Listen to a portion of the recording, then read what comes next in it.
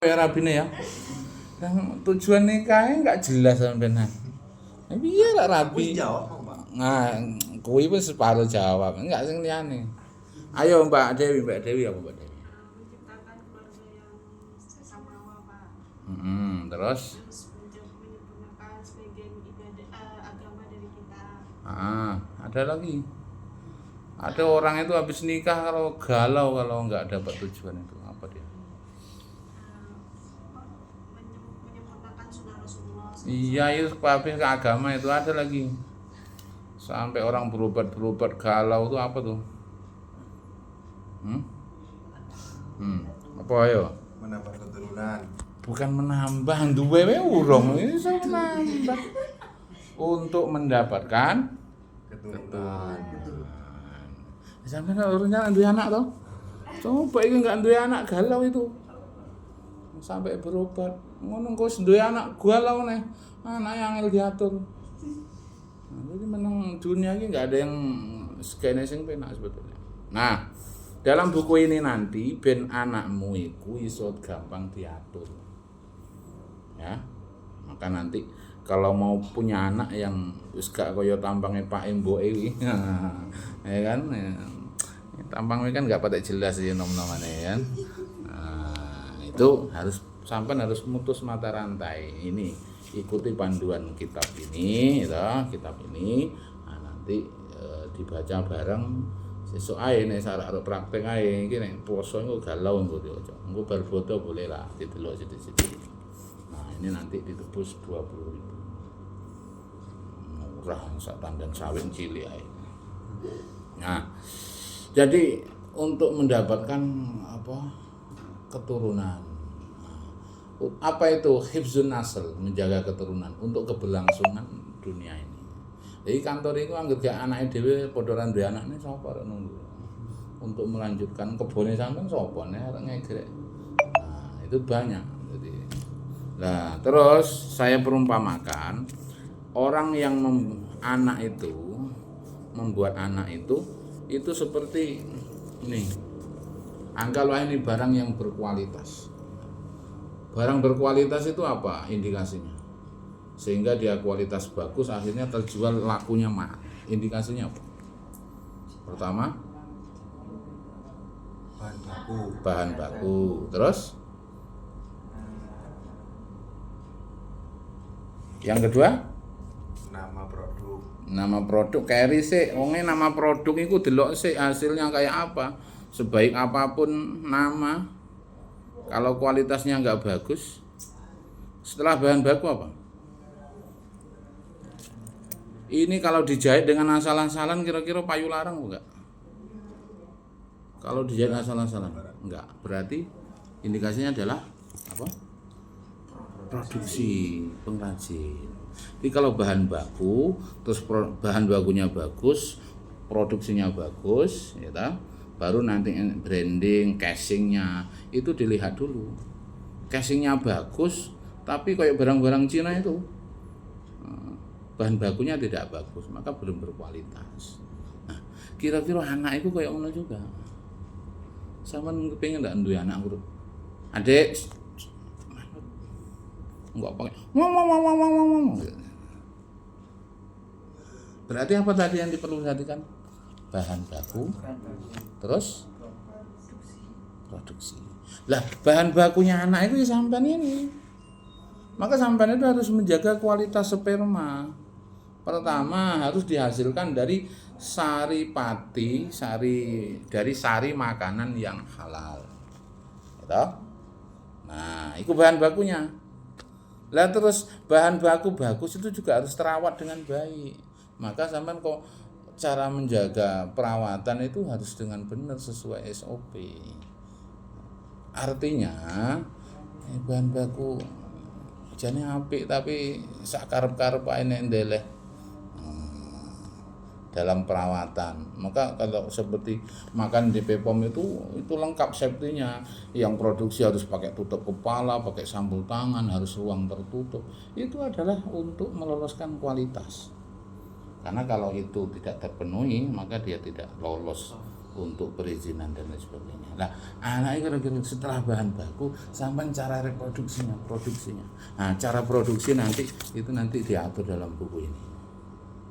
Termasuk adabnya sebelum berhubungan, pas ketika berhubungan, setelah berhubungan. Itu harus diperhatikan. Kalau produksi itu penyiapan barang produksi sebelum harus bahan bakunya siapkan dulu kan, sebelum masuk pabrik itu harus disterilkan dulu bentuknya, pengemasannya, nggak boleh asal-asalan diangin-angin ke, diudan-udan ke, nggak bisa. Nah, habis itu ketika produksi, itu harus jaga kualitas. Setelah jadi produksi ada lagi perawatan setelah jadi barang produksi. Itu gawe anak itu kira-kira ngono kuwi. Bahan bakunya bagus, cara produksi, maka nanti satu yang harus setidaknya sampean harus ingat, engko nek wis ijab gitu, malam pengantin baru ojo kelon sik saurung salat, namanya ada salat zihaf. Salat malam pengantin baru 2 rakaat. Mohon dulu sama Allah. Nah, nanti termasuk yang diperhatikan malam-malam ini ngurasang gawe. Main tamanya pun aja jadi. Maka dalam ceritanya ada pasangan suami istri itu ngadu kepada Nabi. Ya Nabi Allah, kalau nggak salah Nabi siapa ya? Nabi Sulaiman atau Nabi, pokoknya salah satu Nabi, tapi Nabi pendahulu. Itu ditanya, suaminya itu nggak mengaku kalau itu anaknya, karena jelek. Istrinya juga nggak ngaku, dituduh selingkuh. Wah, gawe karo sapa? Mosok anake dhewe dadine kaya ngene. Kacau enggak? Ini siapa nih, Mbak Dewi Puspitasari. Mosok mbok ayune kaya ngono anake. Nah, ini resikonya sampai nih dadi mbok ayu ki harus bisa melahirkan anaknya sing ayu juga. Nah, ini kadang ada beberapa ayune entek nih mbok ya. Nah, terus setelah ngadeplah karena beliau, apa yang terjadi? Ya Rasul, aku yang enggak terima dituduh selingkuh, satu-satunya yang menggauli saya suamiku. Enggak mungkin ya Rasul, mosok anakku koyo ngono dadine. Iki pasti dek selingkuh karo wong enggak genah iki. Akhirnya ujung-ujungnya apa ditakoni? Sampeyan gawene dina apa? Dina Setu ya. Ayo hati-hati. Jadi nanti kalau nanti hubungan suami istri itu ada yang tujuannya memang sekedar hiburan, nanti ada yang memang niatnya itu memang gawe anak. Nek wis dadi bebas. Tapi awal-awal gawe iki biasanya anak mbarep ora tetek beneh kaya tampang ini kan ngasal gawe. Nah, harus diperhatikan malamnya. Nanti mbak-mbak harus belajar kan masa subur. Nah, itu masa reproduksi. Masa subur. Jadi kan nanti diajarkan di sini engko nek malam Jumat anake kaya apa. Nah, terus ada lagi satu teori bahwa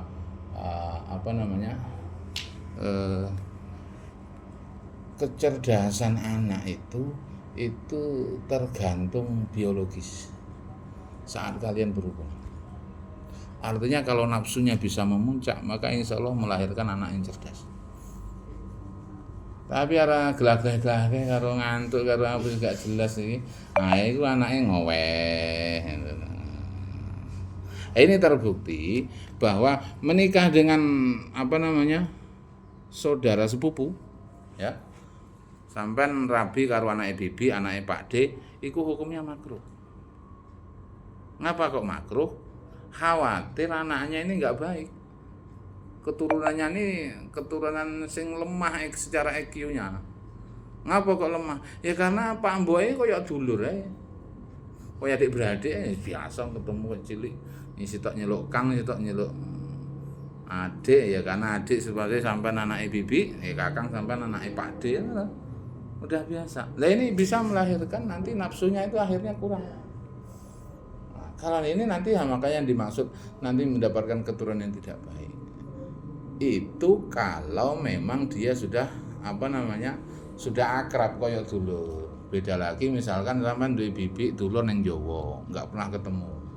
Nah, untuk menjaga silaturahmi, untuk mempersatukan keluarga yang jauh supaya dekat lagi, akhirnya rapi. Itu terbukti. Tetangga saya itu ada perempuan nikah sama abang sepupu. Alhamdulillah kemarin mewakili Fahmil Qur'annya itu di tingkat nasional, mewakili Riau dapat juara 3 nasional, lumayan. Itu karena dianya jauh. Beda. Tapi artinya itu berapa membuktikan bahwa biologis itu penting. Makanya sampean sing Mbak, engko nek arek kira-kira bojone anu ki ya bersolek sing wangi, gitu.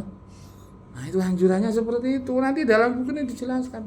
Adabnya istri mau menyambut suami, uluk salam sih. Sampean yo sing resikan sik lae iki semambu rokok ambuh apa dengan ambuh apa. Main tamu ya artinya tentu Mbak ya enggak nyaman ya Mbak ya. Mampu mbakku apa segala macam. Ya harus steril dulu. Nanti di kamar sampean harus siapkan permen kis atau sesuai selera lah. Isa wayah-wayah pengen aromanya aroma kis, ora aromane wong tangi turu. Ya Mbak ya ileng ya. Siapkan permen nanti di tempat tidur untuk yang pewangi. Lah itu tujuannya apa? Supaya nafsunya ini, birahinya ini memang betul naik. Jadi akhirnya anak yang dilahirkan itu insya Allah IQ-nya cerdas. Ini salah satu etika secara biologis. Maka disunahkan untuk bersolek, untuk berwangi, pakai pakaian. Sampai orang tuku loh pakaian sing hot. Nah, tuku. Tapi saiki sik tegangannya tinggi. Wong lanang itu sampean harus paham ya, ada berapa fase, Mbak? Wong lanang itu ada berapa fase? Itu nanti bayangan hidup, terus ada pandangan hidup, gitu. Ada sentuhan hidup, terus ada perjuangan hidup. Yang terakhir mbah-mbah karek kenangan hidup. Eling Mbah Putri, Mbahku dhewe mbiyen nom-nomane ya pernah bayangan hidup. Bayangan sampean Gus, kan rong rabi pun bayangne tok sungai bayam tekan Bandar Sungai. Iso urip. Bayangne tok. Ora weruh e bayangne tok. Ini wanita yang harus peka. Nanti suami itu sampai fase kemana? Kalau memang butuh sudah pandangan hidup ya berarti sampean harus tampil seksi.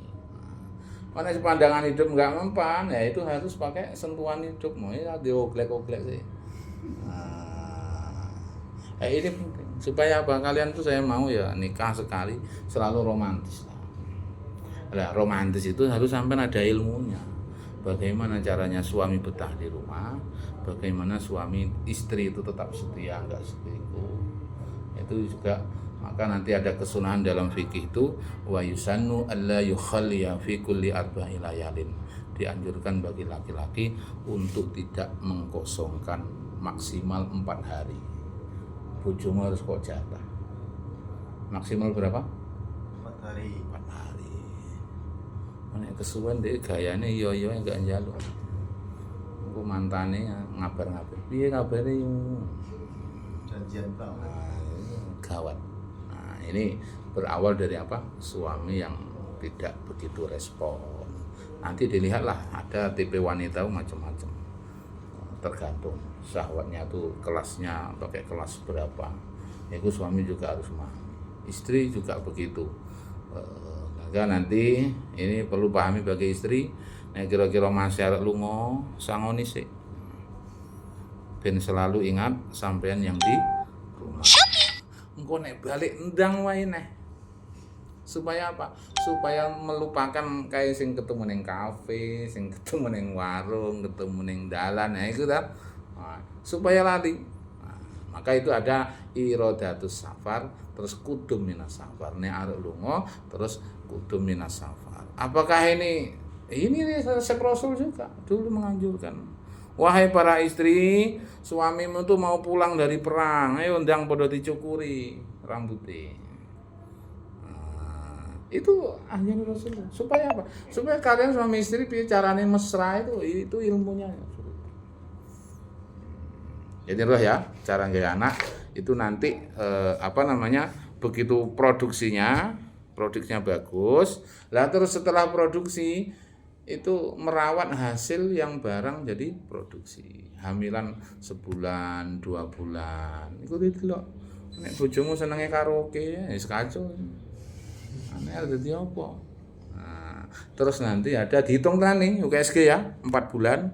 Sebelum 4 bulan nih sampean harus baca doa syukuran. 4 bulan itu adalah ketuk palu. Anake sampean itu takdirnya seperti apa, nek dadi wong bejo utawa cilaka, sugih apa ora, melarat apa ora, matine kapan, bojone sapa, itu ketuk palunya umur 4 bulan.